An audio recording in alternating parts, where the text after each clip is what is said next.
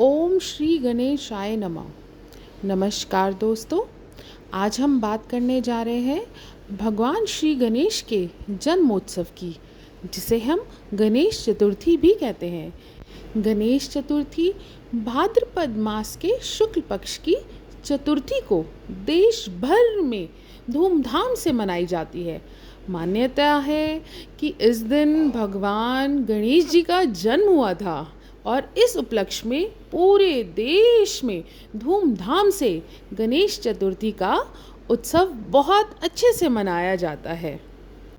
इस दिन सभी लोग पूर्ण श्रद्धा भाव से गणेश जी के नाम का व्रत भी रखते हैं। जिस भी घर परिवार में कोई भी संकट हो, किसी भी मंगल कार्य में कोई विघ्न आ रहा हो, विघ्नहर्ता वह सब दूर करते हैं और उनके आशीर्वाद से सभी सुखों की प्राप्ति भी होती है। यह व्रत करने से सभी की मनोकामनाएं पूर्ण होती हैं और भगवान गणेश जी मंगलकर्ता सारे विघ्न हर लेते हैं। आइए आज हम आपको वो सारी पौराणिक कथाएं सुनाने जा रहे हैं जिन्हें सुनने मात्र से गणेश जी आपके सारे विघ्न दूर कर देंगे। ओम श्री गणेशाय नमः।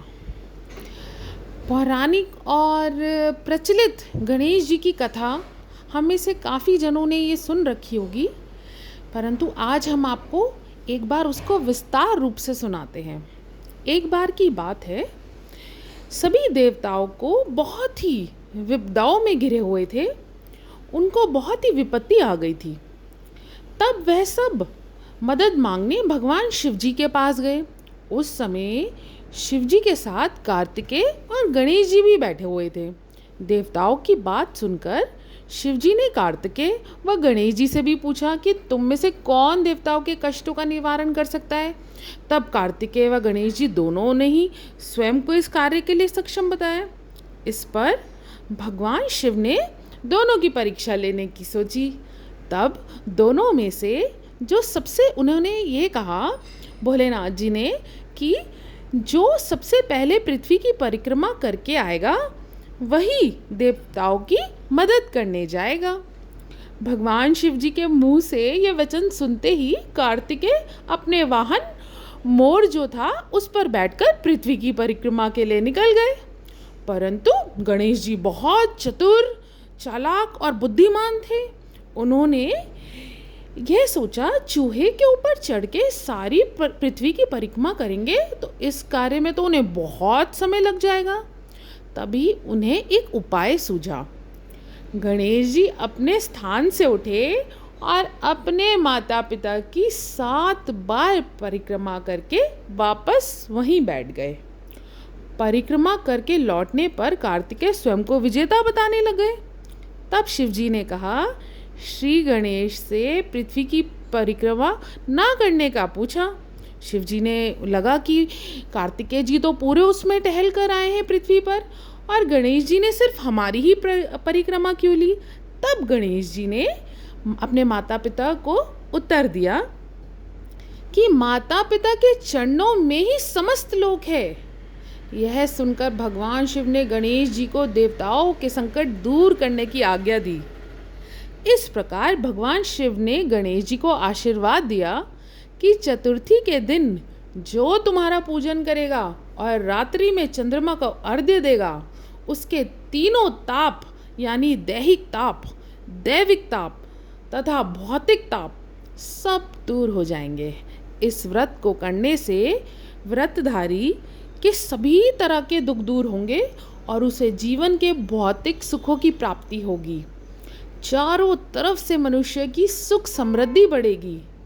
उसको पुत्र पौत्रादि, धन, ऐश्वर्य, सुख, समृद्धि, शांति इन चीज़ों की कभी कमी नहीं होगी। बोलो गणपति महाराज की जय। आइए गणेश चतुर्थी की हम आपको दूसरी व्रत कथा सुनाते हैं। एक बार की बात है, राजा हरिश्चंद्र के राज्य में एक कुमार रहता था। वह मिट्टी के बर्तन बनाया करता था, लेकिन वे कच्चे ही रह जाते थे। एक पुजारी की सलाह पर उसने सोचा इस समस्या को दूर करने के लिए एक छोटे बालक को मिट्टी के बर्तनों के साथ आवे में डाल दिया। वो पता नहीं किस पुजारी की बातों में आ गया था। अब उस दिन जिस दिन उसने ये काम करा, उस दिन संकष्टी चतुर्थी का दिन था। उस बच्चे की माँ अपने बेटे के लिए बड़ी परेशान हुई। उसने गणेश जी से बेटे की कुशलता की प्रार्थना की। दूसरे दिन जब कुम्हार ने सुबह उठकर देखा तो आवा में उसके बर्तन तो पक गए थे, लेकिन बच्चे का तो बाल भी बांका नहीं हुआ। वह डर गया और राजा के दरबार में जाकर अपनी सारी घटना बताई। इसके बाद राजा ने उस बच्चे को बुलाया और उसकी माँ को भी। तो उसकी माँ ने कहा कि विघ्नों को दूर करने वाले संकष्टी चतुर्थी का सारा वर्णन दिया। इस घटना के बाद से महिलाएं संतान और परिवार के सौभाग्य के लिए संकष्टी चतुर्थी का व्रत करने लगी। ये कहा जाता है जो भी महिला इस दिन अपने बच्चों के लिए व्रत करती है, उनके बच्चों के सारे विघ्न, सारी बाधाएं गणेश जी सब दूर कर देते हैं, बच्चों को लंबी आयु देते हैं।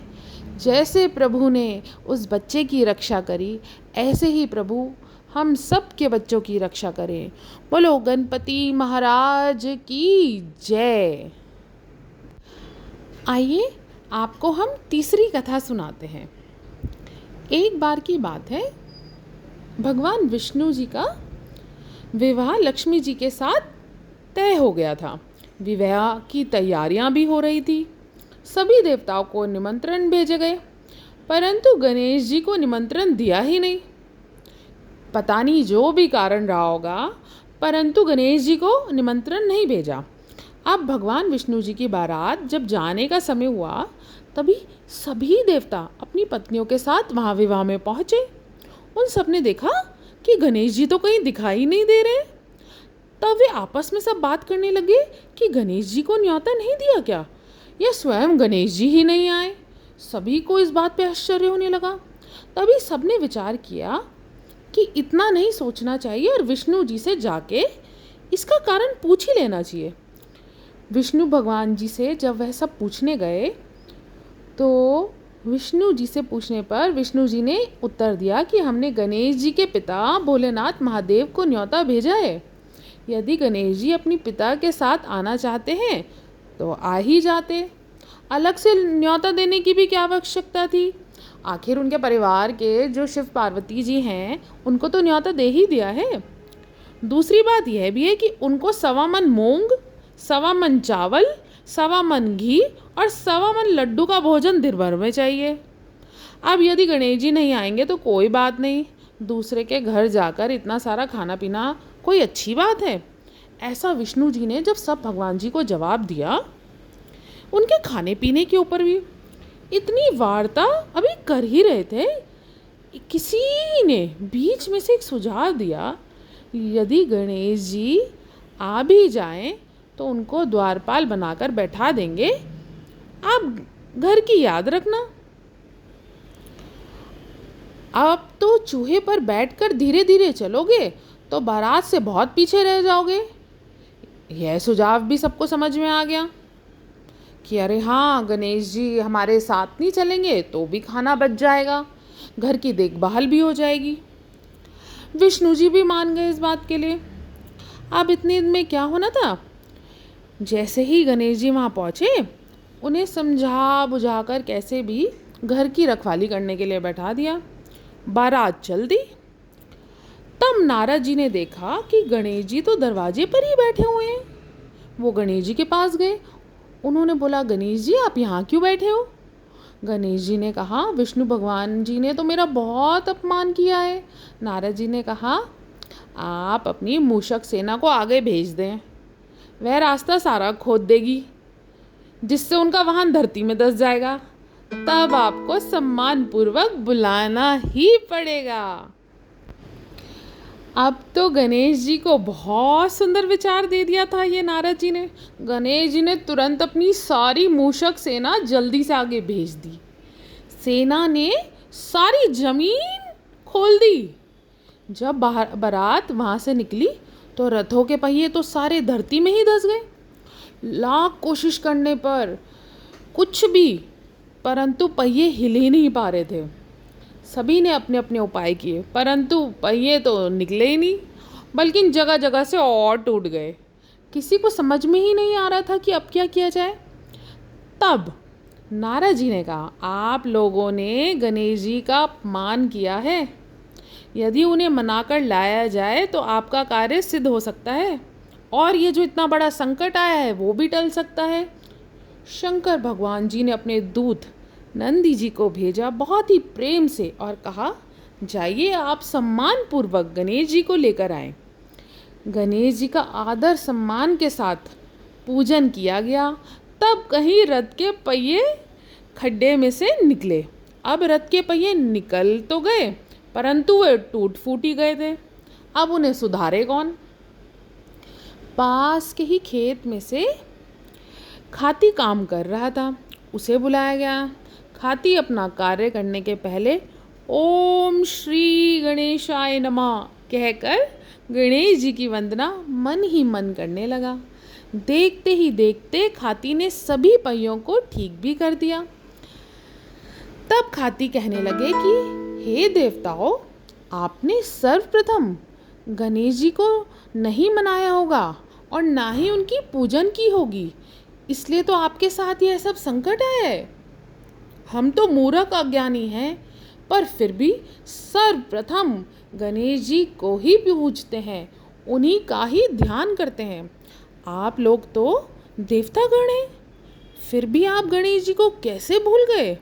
अब आप लोग भगवान श्री गणेश जी की जय जयकार बोलें, तब जाके आपके सारे काम बन जाएंगे और कोई संकट भी नहीं आएगा।